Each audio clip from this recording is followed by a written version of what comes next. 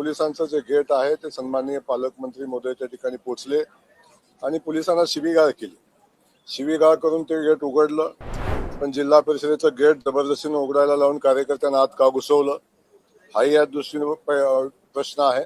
जिल्हा परिषद निवडणुकीमध्ये कायदा सुव्यवस्थेचा प्रश्न निर्माण करण्याचं काम माननीय पालकमंत्री महोदयांनी केलं. जेव्हा हजारो कार्यकर्ते जिल्हा परिषदेमध्ये घुसतात तेव्हा निवडणूक कशी पुढे जाणार आहे?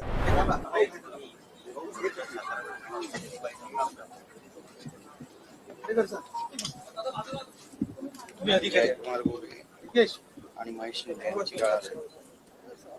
जयकुमार गोरे आणि महेश शिंदे यांची गाळ चर्चा सुरू आहे बघा. पोडियम क्लास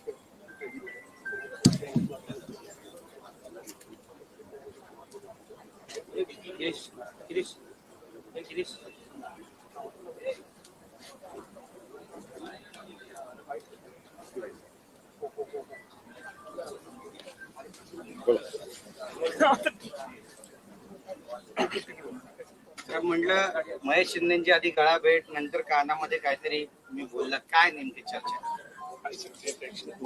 आज आपण पाहतो की गेल्या 2 दिवसापासून सातारा जिल्हा परिषदेच्या निवडणुकीच्या अनुषंगानं अनेक चर्चा होत आहेत आणि त्या अनुषंगानं आज सभागृहाचं वातावरण पण आपण पाहिले.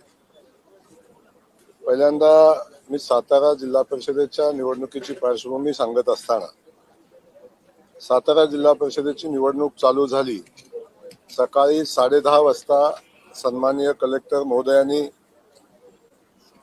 जिल्हा परिषदेच्या प्रिमायसेस मध्ये कर्मचारी आणि जिल्हा परिषद सदस्य सोडून कुणालाही येता येणार नाही अशा पद्धतीच्या सूचना दिलेल्या होत्या. तशा पद्धतीनं पोलिसांनी गेट बंद केलेलं होतं.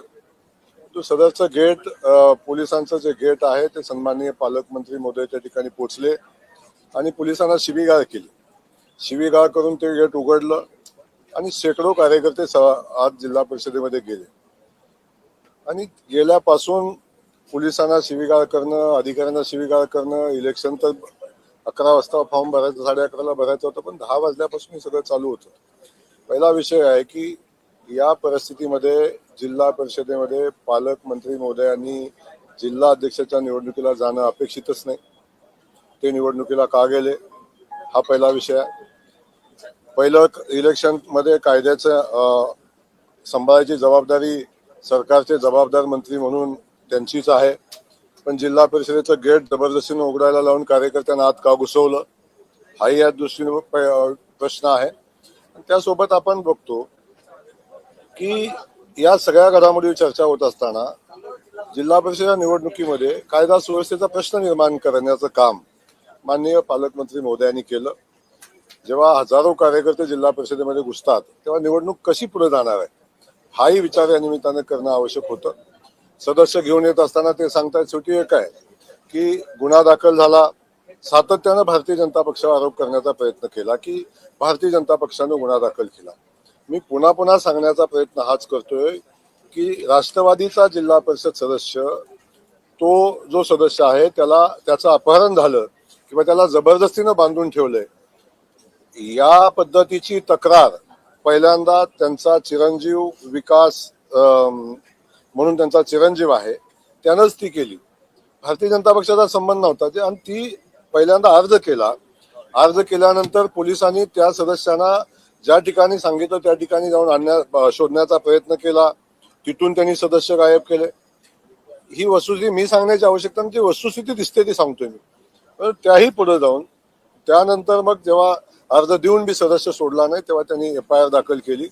पण FIR दाखल करणारा कार्यकर्ता हा राष्ट्रवादी पक्षाच्या जिल्हा परिषद सदस्याचा चिरंजीव आणि राष्ट्रवादी पक्षाचा पदाधिकारी आहे. त्यामध्ये भारतीय जनता पक्षाचा कुठलाही संबंध नाही. आणि जेव्हा स्वतःचा मुलगा फिर्याद दाखल करतो तेव्हा त्याची शहानिशा करणं ही पोलिसांची जबाबदारी आहे. आणि जेव्हा अपहरणाचा आणि हत्येच्या प्रयत्नाचा गुन्हा दाखल झाल्यानंतर मला एक समजत नाही की राज्याचे मंत्री पोलिसांच्या तपासात सहकार्य करण्याऐवजी त्या दोन्ही आरोपींना घेऊन स्वतः सभागृहामध्ये जायचा प्रयत्न करतात. पोलिसांना जवळ येऊ देत नाही. पोलिसांना आपण सगळ्या व्हिडिओज बघितल्या तर पोलिसांना शिवीगाळ करून त्या सदस्यांना घेऊन जायचा प्रयत्न करतात. त्यावेळी ही परिस्थिती कुणी निर्माण केली झटापट का झाली? शेवटी एक विषय होता की ते सदस्याचं अपहरण झालंय नाही झालंय तपासात पुढे येईल, बाकी सगळ्या गोष्टी होतील. परंतु हे सगळं काम पालकमंत्री म्हणून त्यांचं होतं का, याचंही सगळ्यात पहिल्यांदा उत्तर देणं अपेक्षित आहे. त्यानंतर म्हणतात 2 सदस्य आमचे नेले म्हणून जिल्हाध्यक्ष झाला. ते 2 सदस्य अगदी बेरीज केली तरी 30+2 त्यांची बेरीज 32 होते. भारतीय जनता पक्षाला 33 मतं पडलेली आहेत. त्यामुळे निवडणुकीच्या अनुषंगाने आवश्यक असणारे सदस्य आमच्यासोबत होतेच. अनेक विषय बोलण्यासारखे आहेत, परंतु मी सांगतो की हा सगळा जो कांगावा केलेला आहे तो जाणीवपूर्वक मारहाण झाल्याचा कांगावा जाणीवपूर्वक करण्याचा प्रयत्न केला जातोय. हे काही वस्तुस्थितीला धरून नाही. वस्तुस्थिती जे काय व्हिडिओ शूटिंग तिथं झालेलं आहे त्याच्यामध्ये येईल. जिल्हा परिषदेमध्ये सीसीटीव्ही कॅमेरा असतील तर त्याच्यामध्ये येईल. ही सगळी वस्तुस्थिती आहे ही फक्त वातावरण निर्मितीचा प्रयत्न आहे.